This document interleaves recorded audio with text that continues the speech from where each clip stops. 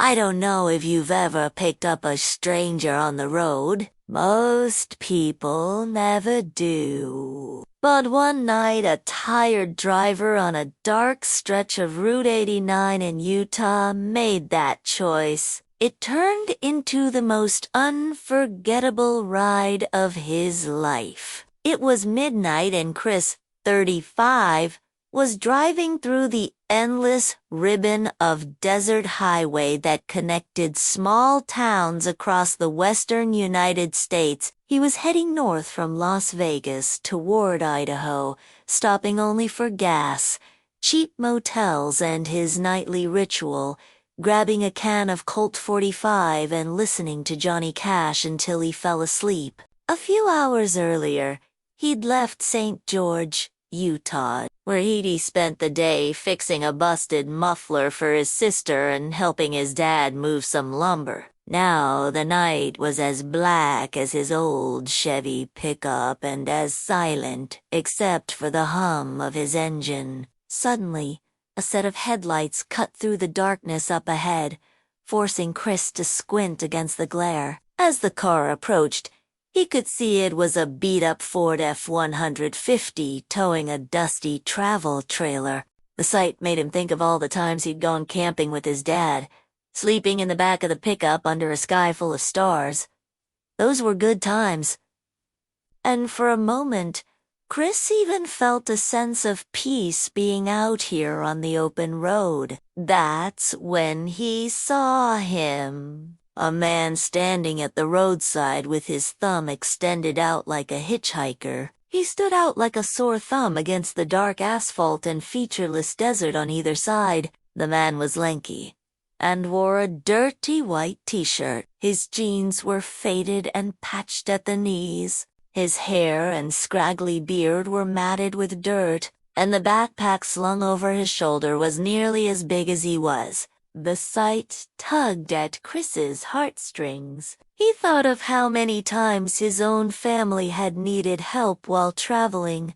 Broken down cars and flat tires. This guy was probably in the same kind of fix, he thought. But then again, there was also the danger of picking up a stranger on an isolated stretch of highway in the middle of nowhere. What if the guy was crazy? What if he robbed him and stole his truck?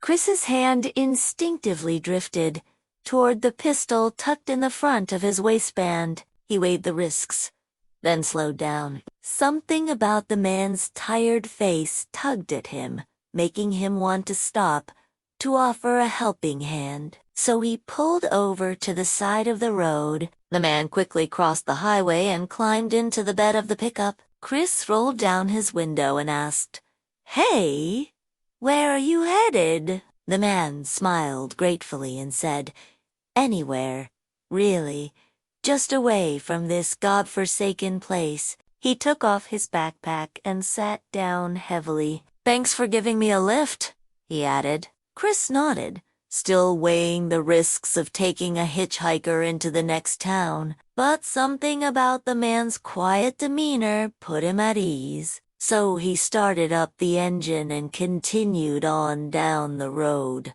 The man thanked him again and introduced himself as Daniel. He was quiet, though, and seemed reluctant to talk. Chris wasn't sure what to say, so he just let the silence stretch between them, punctuated only by the hum of the engine and the crunch of gravel beneath their tires. After about 15 minutes, they passed a small cluster of buildings with a motel, a diner, and a gas station. Daniel perked up and asked, "Can we stop there? I could use a cup of coffee real bad."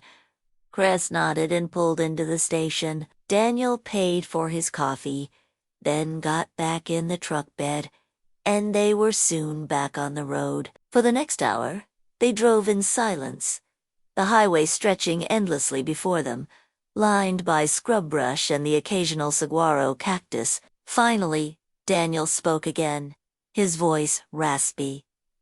"You ever been to jail?" he asked suddenly. Chris frowned. "No, sir. and I hope I never do." He could tell Daniel had seen his share of trouble, but he didn't want to pry. But Daniel continued, seemingly oblivious to Chris's discomfort. "Me neither," he said, "but I imagine it's like being trapped inside your own personal hell. There's nowhere to hide, nowhere to run." Chris shifted uncomfortably. "Well,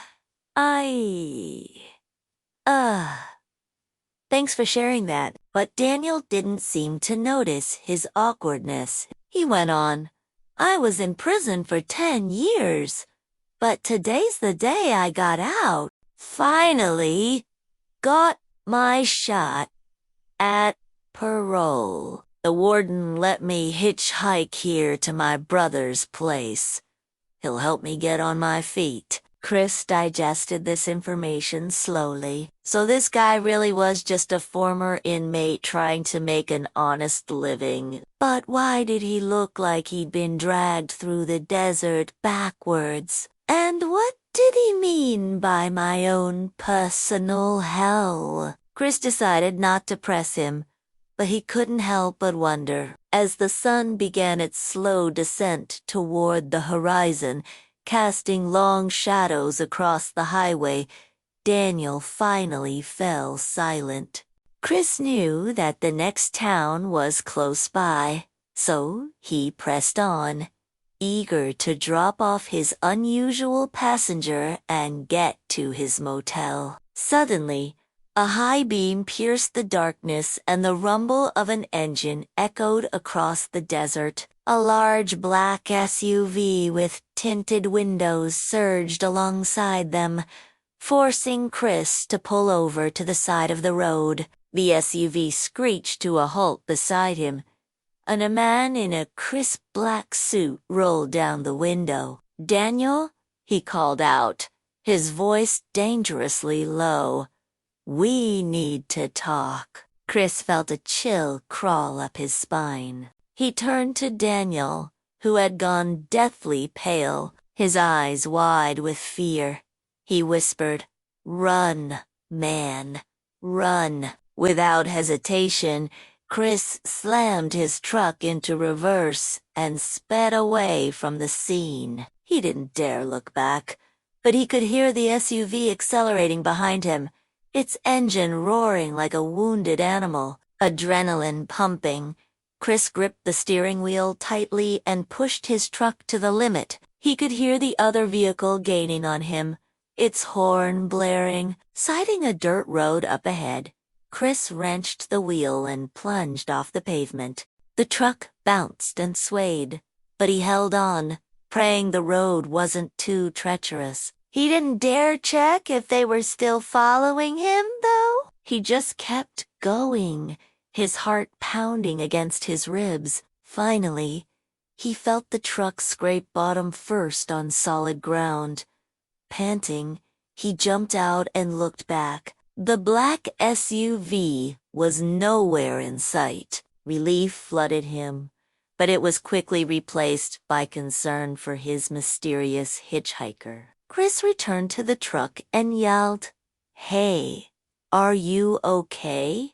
Silence. Then Daniel emerged from the bed of the pickup, his face at "I am now," he said softly, his eyes filled with gratitude. "Thank you for helping me." And that's when Chris noticed the 2 words tattooed on the man's shaved head. They read "Second Chance." Grasping the meaning, Chris felt a surge of sympathy. Of course! The guy had been in prison. No wonder he looked so beaten down. But then Daniel said something that chilled him to the bone.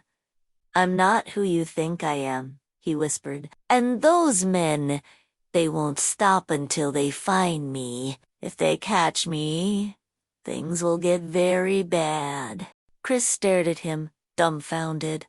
What exactly was he hiding? Before he could question Daniel further, the former inmate slipped a folded piece of paper into his hand and said, This is the only way I can repay you. Please take this money and don't ask any questions." Chris hesitated, torn between his curiosity and Daniel's obvious desperation. Finally, he pocketed the cash, knowing he may never learn the truth of what had transpired on that lonely stretch of highway.